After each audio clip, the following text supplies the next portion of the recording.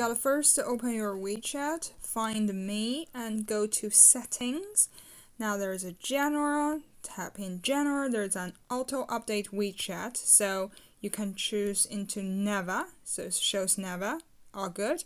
You can go back. If you wanted to get your chat history back, you go to chats, and there's a backup and migrate chats, so you can choose. If you are going to migrate chats to another device, you type that, select chat history, so I go with the first one, then I tap done. So log into this account on another phone and scan this QR code.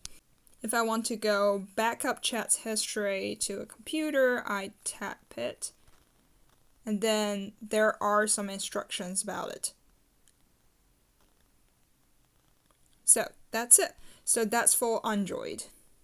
Now let's go back.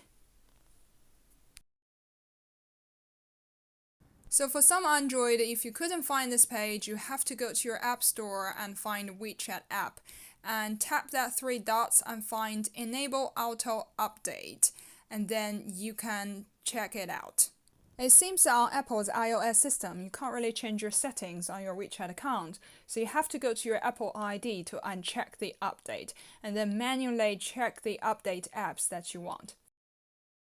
If you want to backup and migrate your chats on your iOS system, that should be easy. Go to Setting, General, and find Backup and Migrate Chat History, and that should be easy. It's the same with Android and iOS.